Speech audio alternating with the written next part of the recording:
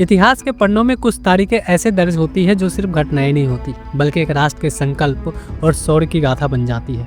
1971 का वो साल जब भारत एक ऐतिहासिक युद्ध के मुहाने पर खड़ा था। एक ऐसा युद्ध जिसने बांग्लादेश को आज़ादी दी और भारतीय सेना के नाम एक अमिट गौरवशाली अध्याय लिख दिया। यह लड़ाई सिर्फ जमीन पर नहीं लड़ी जा रही थी, समंदर की गहराइयों में भी एक ऐसा खामोश जंग छिड़ी थी जिसने युद्ध का रुख मोड़ दिया। और इस जंग का केंद्र था एक पाकिस्तानी पनडुब्बी PNS गाजी और उसे खामोश करने का भारतीय सेना का वो बेजोड़ ऑपरेशन जिसने दुनिया को अचंभित कर दिया। 1971 में भारत के पास सिर्फ एक एयरक्राफ्ट कैरियर था, INS विक्रांत। यह सिर्फ एक जहाज नहीं था बल्कि भारतीय नौसेना का हार्ट, उसका सबसे शक्तिशाली हथियार था। पूर्वी मोर्चे पर विक्रांत की मौजूदगी पाकिस्तानी सेना के लिए खुली चुनौती थी और इसे बचाना भारत की सबसे बड़ी रणनीतिक प्राथमिकता थी। उधर पाकिस्तान के पास थी सबसे घातक पनडुब्बी PNS गाजी।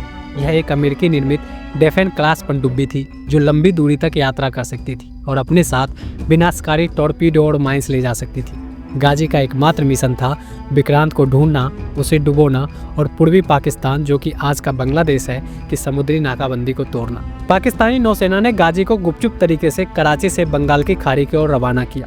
भारतीय नौसेना को इसकी भनक लग चुकी थी कि कोई पनडुब्बी भारत के पूर्वी तट की ओर बढ़ रही है, लेकिन कौन सी और उसका लक्ष्य क्या है, यह एक रहस्य बना हुआ था।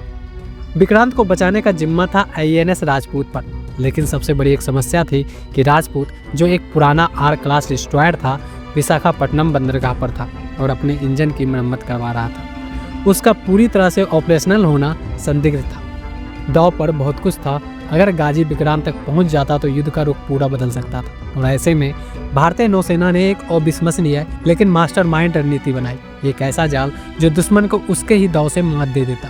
रणनीति यह थी कि किसी तरह विक्रांत को बचाना है और गाजी को उसी के दांव में फंसाना है। नौसेना ने जानबूझकर कुछ लीक खबरें फैलाना शुरू किया। विशाखापट्टनम में विक्रांत के लिए एक्स्ट्रा राशन का ऑर्डर दिया गया। रेडियो पर ऐसे संदेशों का आदान प्रदान किया गया जिससे लगे कि विक्रांत वाकई विशाखापट्टनम बंदरगाह पर आ चुका है।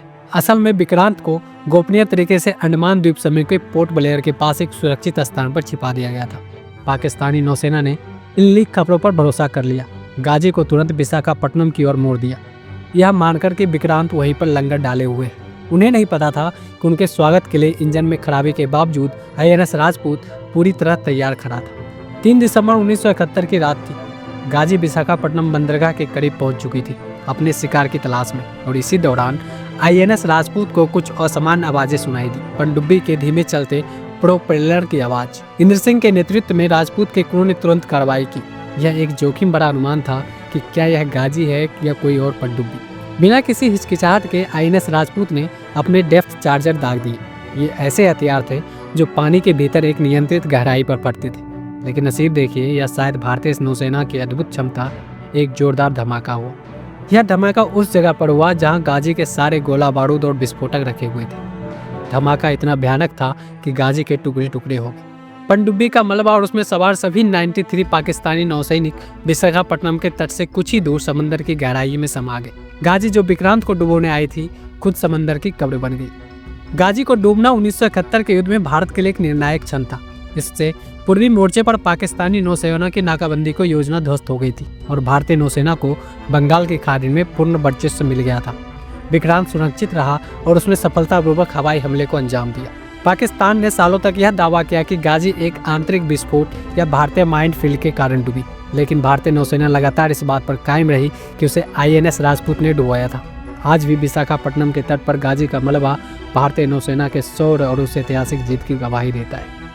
PNS गाजी का डूबना सिर्फ एक सैन्य जीत नहीं थी, ये भारतीय नौसेना की रणनीति, खुफिया जानकारी और अदम्य साहस का प्रतीक था। इसने दिखाया कि कैसे सीमित संसाधन के बावजूद एक सुनियोजित चाल और अटूट संकल्प से दुश्मन को मात दी जा सकती है। यह कहानी हमें याद दिलाती है कि हमारे देश की रक्षा में हमारे वीर जवान हर पल, हर स्थिति में डटे रहते हैं। आपको ये कहानी कैसी लगी, अपनी राय कमेंट्स में ज़रूर बताएं।